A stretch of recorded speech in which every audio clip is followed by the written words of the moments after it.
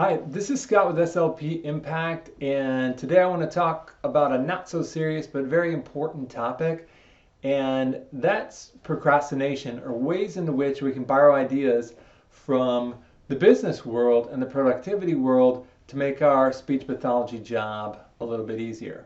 So I don't know about you, but there's some days where I feel like there's not enough coffee in the world that can get me to do something like write a report or get my therapy plan.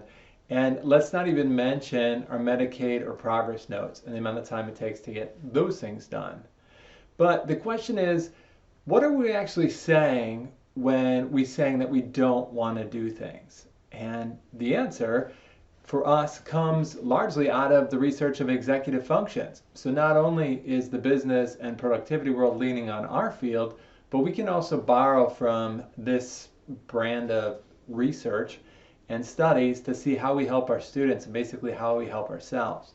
Well, something really interesting that I learned was that procrastination can be largely broken into two different types of inhibition. Basically, there's inhibition, and then there's another inhibition, which is just starting, right? So there's inhibition, which is our ability to, I guess, our lack of ability to get started and get moving in the first place. We've all been there. You know what you should be doing, and you check into social media, you watch that show, you run down the hall, you visit the candy bowl, whatever it takes so that you don't have to do this. I suffer under an unfortunate version of procrastination because I come up with ideas of things that are more important than what actually has to be done. So then I feel like I'm actually working. But sometimes I envy people who have true procrastination because then I don't get done what I need to. And I also don't get the benefit of slacking off or taking a break. So there's inhibition just getting started. And then there's the inability for us to, once we get started, to stick with it for the amount of time we need to complete it. So I'm going to share six, that's right, count them, 6 ways in which we ourselves can jumpstart our brain. Back to the science for a second. What's happening, as far from an executive function point of view, is that we're not saying we're deficient in this, but we're saying that we know the strategies, but we can't access the strategies. In terms of executive function or brain injury, maybe it's a frontal lobe issue. For us, it might be fear, it might be emotions, it might be exhaustion. Whatever the reason is, we just don't want to do it. So here's ways we can get around it.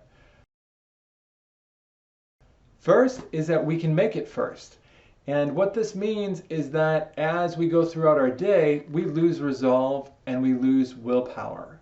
So anything that we quote unquote have to do or don't want to do, the earlier in the day that we do that, the better. Here's one trick about this, which also makes it a lot easier. Oftentimes we get to work in the morning and we let the environment or the people we work for or our email dictate what it is that's most important. So if you have something that's absolutely crucial that you get done in the morning, one way you can do that is when you're out of steam the day before, 3:34, 4 to 5, you can go through your email and catch all that up so that when you leave at 5 o'clock, let's say, all the fires are put out or you've received your email. So at 8 a.m. the next day, you know theoretically that there's nothing in your inbox waiting to scare you, and you can apply that time to what you need to. The second thing is that we can make it smaller. So if we're thinking in terms of a report or Medicaid notes, I have to do Medicaid. If we leave it out there in this big thing, then it's too daunting for us. But if we can commit to something that's almost laughable, I will do one progress note. I will open a report template and put the child's name on it. That sometimes just is enough to get past the inhibition and get us going. The third trick is to make it a game. You can use timers, you can use the length of a song, you can use the amount of time that someone else is doing something. But if you turn an activity that you don't want to do into a game, and we know this from speech therapy, all of a sudden the learning or the activity takes place and it's a lot less effortful. So set your music, set a timer, use something that quantifies what you're doing to kind of galvanize you. If you're competitive, this works great, into seeing how much of the report you can get written in those 15 minutes. With this comes point number 5, and that's ask how much time is the smallest amount that I'm be willing to commit to. So what this does is it kind of leans on our pride, where if you had to go home and say, you know what, I was supposed to write those progress notes, but you know what, I said I'd do it for 3 minutes and I couldn't do it. Like if it is so embarrassing that you can't even do it for 3 minutes, that's a good amount of time, because that will, again, what we're trying to do is just get past the initiation inhibition to then go, because oftentimes when we get up and we get running, it was just that we didn't start. But once we started, we're actually pretty okay with the job. So try to do whatever you're doing for a very, very teeny tiny amount of time. And lastly, the big one is something called the Pomodoro technique. And this was developed by a PhD student who used it to get through his program and then actually did research and trials around it.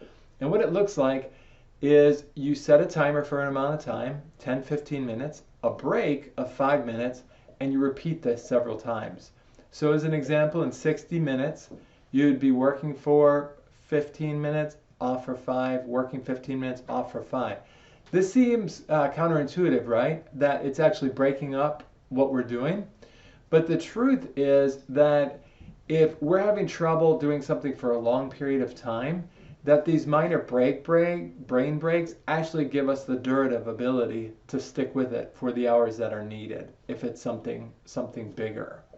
So what the research showed is that if you had someone that had to work for 2 hours, so 120 minutes, the amount that they were productive within that 2-hour block set, it just start and finish after 2 hours, versus 2 hours with some breaks where you got up and walked around and did something different for a few minutes, you were more productive and you went home, I love this, they said, with fuel left in the tank.